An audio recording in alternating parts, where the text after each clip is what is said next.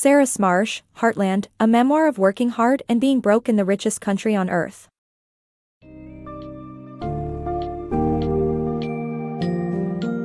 Embark on a personal journey through the heart of America as Sarah Smarsh uncovers the harsh realities of working-class poverty in Heartland, a memoir of working hard and being broke in the richest country on earth. Delve into the author's upbringing in rural Kansas as a fifth-generation farmer, examining the economic and social challenges that plagued her family as they struggled to survive within a broken system. Witness the impact of failed policies, inequality, and perceptions of class as Smarsh navigates through her childhood and adolescence, determined to break free from the cycle of poverty and emerge an empowered, educated woman.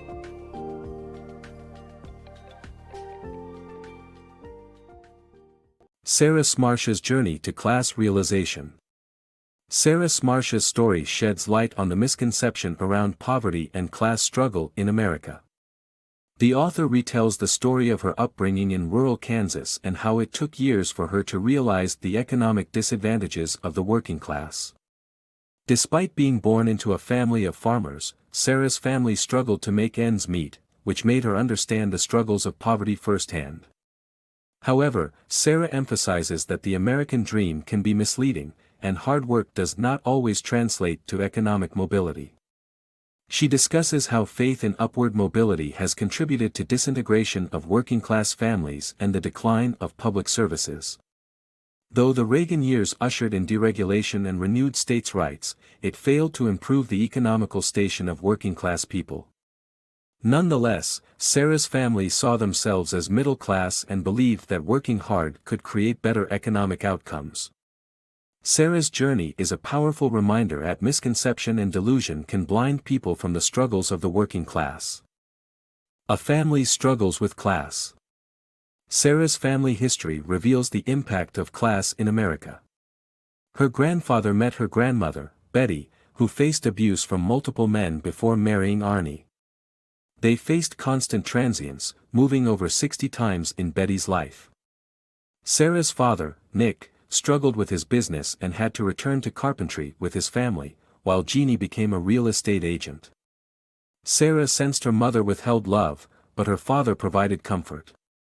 Their story highlights the unspoken reality of the role that class plays in shaping people's lives. Struggles of physical labor.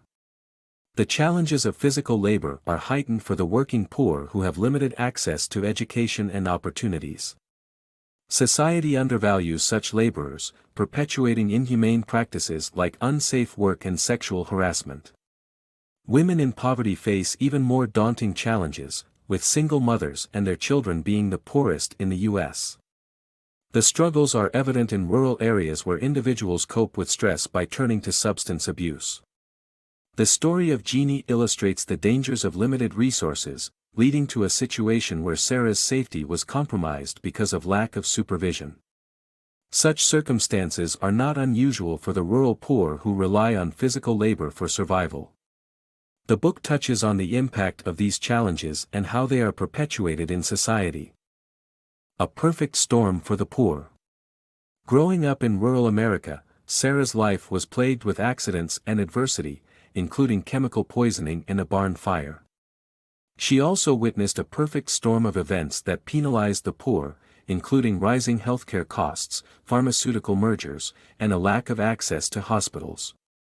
These factors contributed to the widespread proliferation of health problems among the poor, including obesity, diabetes, dental issues, and drug addiction. The chronic stress of poverty also caused heightened fear and anxiety. Despite these challenges, Sarah was able to break the cycle of poverty thanks to the support of her determined grandmother, loving father, and mother who encouraged her love of reading. Surviving the farm crisis. In the 1980s, industrialized agriculture led to the loss of small farms across the Midwest. Farmers couldn't pay their mortgages, leading to foreclosures, and rural communities suffered as banks, schools, and businesses closed.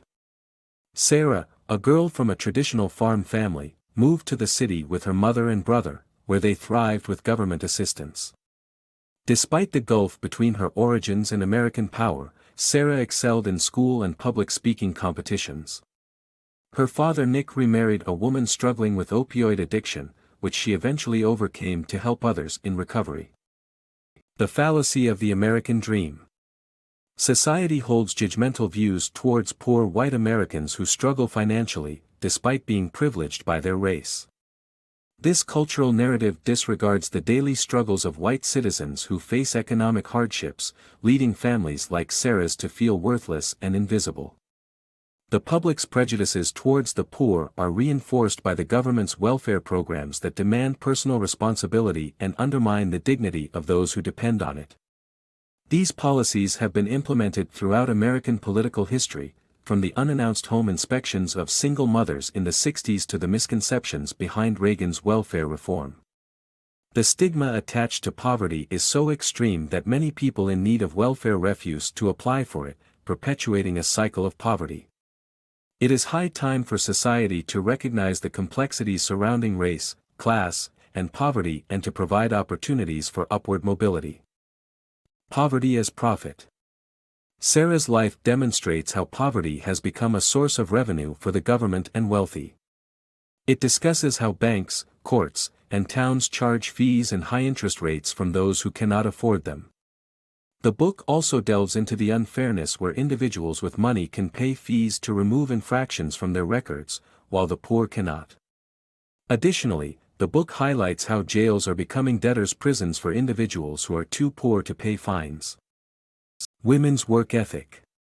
Women from poor working-class backgrounds in Kansas epitomize the work ethic, often working alongside men on the tractors, tables, hospitals, and assembly lines while being paid less. In a culture imbued with feminism, women drive themselves to work, manage their household, care for their families, and make their financial decisions.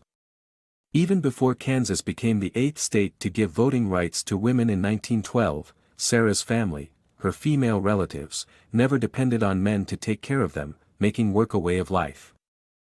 Pursuing the American dream.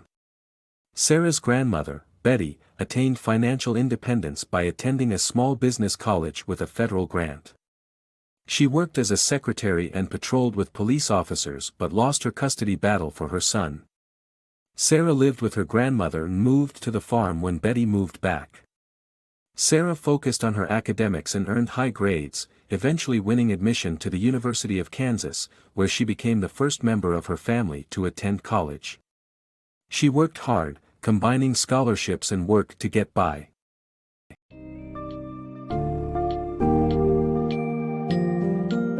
Sarah Smarsh's Heartland paints a vivid picture of working-class America, shedding light on the struggles faced by millions of people who must contend with poverty, limited resources, and the crumbling American dream. Through her storytelling, Smarsh demonstrates the resilience and strength of those living in rural communities, especially the women who balance work, family, and the pursuit of a better life.